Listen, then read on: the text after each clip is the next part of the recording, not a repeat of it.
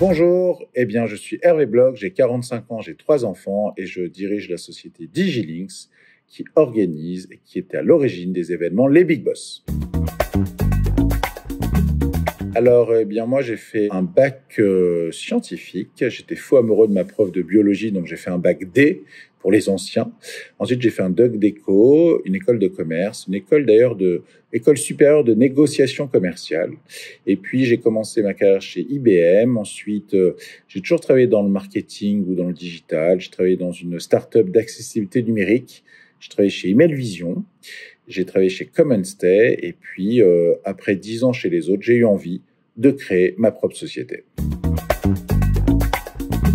C'est une entreprise qui met en relation des décideurs et des prestataires, donc c'est vraiment l'ADN. Alors on utilise l'événementiel pour ça, parce que quand on emmène des gens au ski, au soleil, à la mer, quand on fait un dîner sympathique dans Paris, quand on fait un format sur 2 jours, on crée des liens indéfectible et c'est ça qui va créer un relationnel tout à fait atypique qui va favoriser les échanges business. Donc la société a pour vocation de mettre en place des relations pertinentes entre décideurs et prestataires et de créer des conditions relationnelles pour favoriser le business.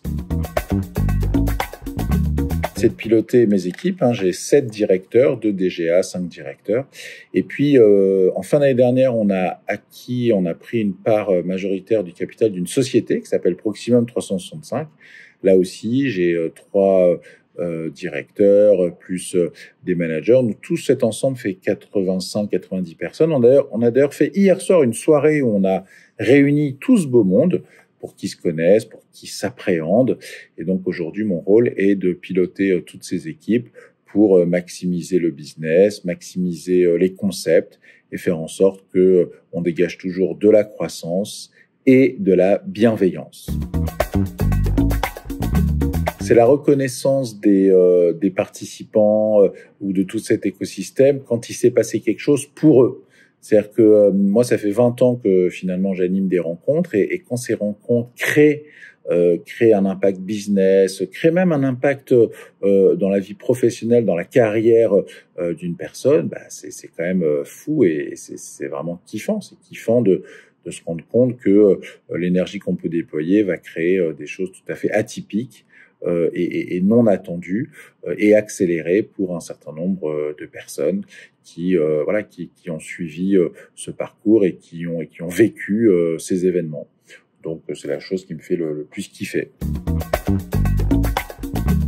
En fait, c'est l'école de la vie. Enfin, c'est l'école des failles, c'est l'école de la rage, c'est l'école de l'éducation, c'est l'école de l'expérience qu'on peut acquérir chez les autres. Donc oui, bien sûr, un background d'école de commerce, un background de fac d'éco permet quand même d'appréhender tout ça. Mais bon, finalement, c'est vraiment l'expérience qu'on va vivre dans les premières années de carrière qui vont structurer tout ça. Et moi, je trouve que c'est un leurre de vouloir monter une boîte tout de suite parce qu'on est encore trop frais, on fait trop de conneries et en plus, en général, on n'a pas d'argent, donc on lève des fonds, donc du coup la société ne nous appartient plus et donc c'est pas du tout la bonne pertinence. Moi, je revendique beaucoup d'aller puiser, d'aller s'inspirer, d'aller comprendre ce qui se fait chez les autres et puis ensuite de pouvoir agglomérer, analyser tout ça et en tirer la substantifique moelle. Je vais surtout définir les compétences clés d'un entrepreneur. Et je dirais même, pas forcément d'un entrepreneur, mais de plusieurs entrepreneurs qui s'associent. Parce que souvent, une entreprise, c'est créé par plusieurs personnes. Alors moi, je dirais qu'il faut 3 compétences. Et que si on n'a pas ces 3 compétences, on est sûr de planter sa société. Alors la première compétence, c'est la compétence commerciale. C'est l'énergie, la détermination, le relationnel avec les autres. Et donc, cette compétence, elle est hyper importante.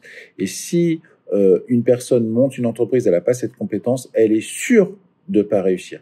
Ou si 2 personnes s'associent, ont d'autres compétences, celles que je vais citer plus tard, mais n'ont pas cette première-là, on est sûr que ça ne doit pas marcher. Alors, la deuxième compétence, c'est la compétence vision, produit, marketing, stratégique. Il faut avoir cette compétence-là. On peut pas avoir que des commerciaux qui s'associent, on peut pas avoir que des marketeurs qui s'associent. Donc un stratège qui n'a pas les bras, ça marche pas. Quelqu'un qui court mais qui n'a pas la tête, ça marche pas non plus.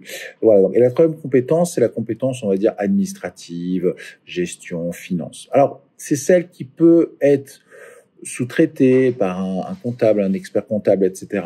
Mais voilà, donc en gros, mon conseil, c'est que si une personne n'a pas à minima les deux premières, eh ben, faut qu'elle s'associe avec celle qui pourrait avoir la compétence qu'il n'a pas, et que vraiment la réussite d'une entreprise passe par un ensemble de personnes ou une personne qui mixe ces trois compétences. Sinon, ça ne marche pas. Aujourd'hui, il y a à peu près 80 personnes dans la société. Il y en a 40 qui sont devenus actionnaires associés. Et c'est un mécanisme qu'on appelle le management package que j'ai cédé à mes équipes pour encore plus accélérer leur